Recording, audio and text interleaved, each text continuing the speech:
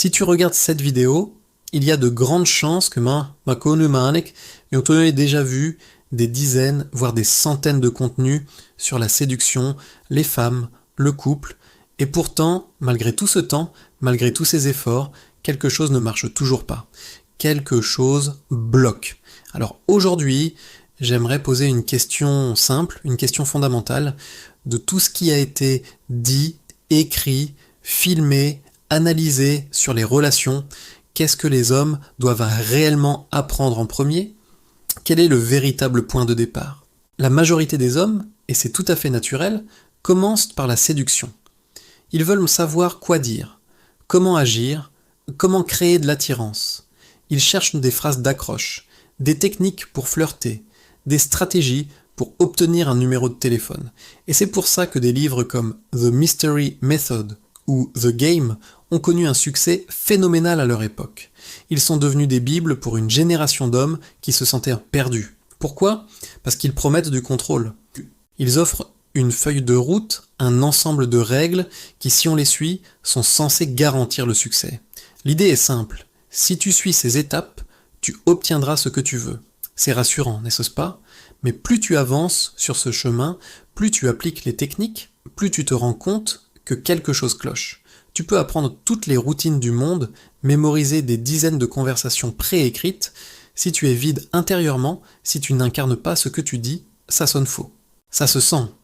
Les femmes le sentent. Et pire encore, toi-même, tu le sens. Tu joues un rôle. Et cette performance devient épuisante. La séduction technique est une façade. Et une façade finit toujours par se fissurer. C'est là que beaucoup d'hommes prennent un premier virage, souvent grâce à des livres comme Models de Mark Manson. Ce livre a changé la donne pour beaucoup, car il déplace complètement le focus. On ne parle plus de technique, on ne parle plus de quoi dire ou de quoi faire. On parle d'alignement. L'idée n'est plus de plaire, mais d'être authentique. L'attraction, selon cette approche, n'est pas le résultat d'une manipulation, mais la conséquence d'une vulnérabilité honnête. C'est un grand pas en avant. Puis, des œuvres plus profondes, comme The Alabaster Girl de Zamperion, te font comprendre une chose encore plus essentielle. L'attraction n'est pas quelque chose que tu fabriques, c'est quelque chose que tu permets. Ce n'est pas une action, c'est une autorisation. Tu ne crées pas le désir, tu crées l'espace pour qu'il puisse naître. Tu deviens un homme dont la présence, l'intégrité et la passion sont naturellement attirantes. C'est une philosophie magnifique, beaucoup plus saine. Mais même là, même avec cette idée d'authenticité et de permission, ce n'est toujours pas le vrai point de départ. Ce n'est pas encore la racine du problème.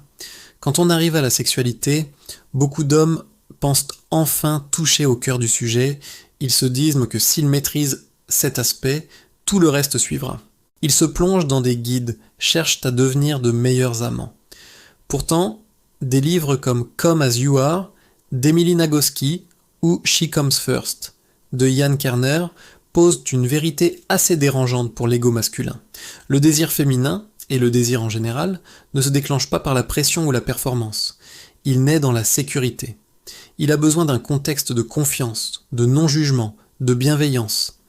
La meilleure technique du monde ne sert à rien si ta partenaire se sent stressé ou en danger émotionnel. Et un livre comme Mating in Captivity d'Esther Perel va encore plus loin en explorant le paradoxe du désir dans les relations longues.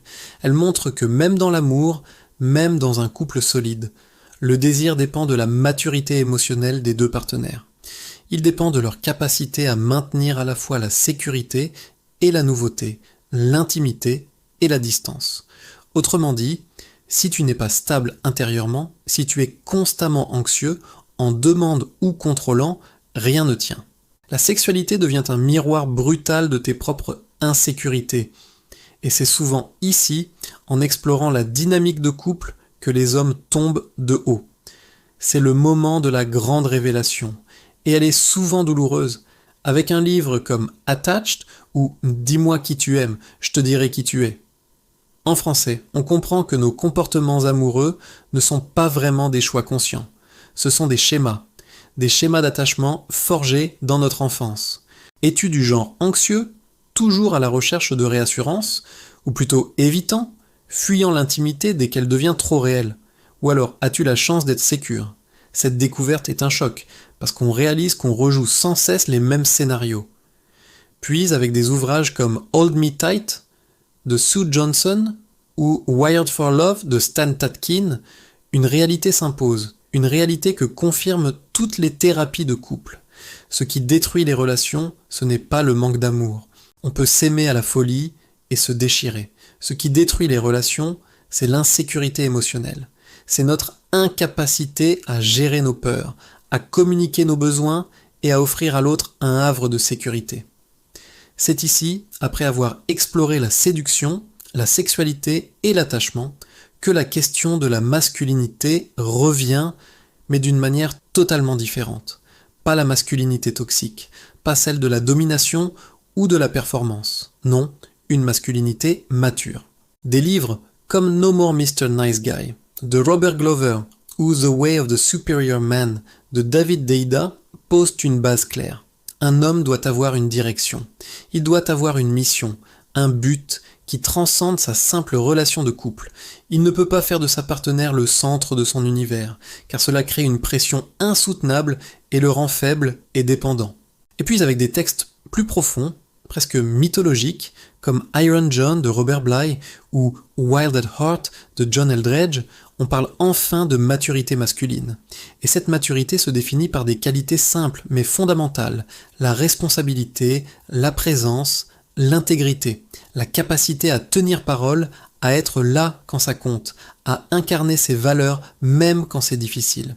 Ce n'est plus une question de technique, mais d'être. Alors, après tout ce parcours, revenons à notre question de départ. Qu'est-ce que les hommes doivent réellement apprendre en premier ? La réponse est peut-être décevante pour certains, mais elle est la seule qui soit vraie. Ils ne doivent pas apprendre à séduire. Ils ne doivent pas apprendre à performer sexuellement. Ils ne doivent pas apprendre à manipuler le désir. Les hommes doivent apprendre à se comprendre eux-mêmes. C'est ça le point de départ. Le vrai chantier est intérieur. Apprendre à comprendre ses peurs, ses blessures d'attachement, son rapport à la validation externe. Apprendre à réguler ses propres émotions pour ne pas être un esclave de sa colère ou de son anxiété. Apprendre à communiquer sans violence, comme l'enseigne Marshall Rosenberg dans La communication non violente, pour pouvoir exprimer ses besoins et écouter ceux de l'autre sans entrer dans le conflit. Et surtout apprendre à accepter la vulnérabilité comme une force, comme l'explique si brillamment Brené Brown dans Daring Greatly. Accepter de ne pas être parfait, accepter d'avoir peur, accepter de ne pas tout savoir. La séduction vient après. Le sexe s'approfondit après. Le couple devient possible après. Tout le reste découle de ce travail intérieur. L'Odyssée relationnelle, cette chaîne, n'est pas là pour apprendre aux hommes à plaire ou à collectionner des conquêtes. Elle est là pour apprendre aux hommes à devenir des êtres humains complets, stables et matures. Des êtres humains avec qui une relation saine est possible. Et c'est là que tout commence. Pas dehors à la recherche de validation, mais dedans, à la rencontre de soi-même. Merci de m'avoir écouté et à très bientôt pour la suite de l'Odyssée.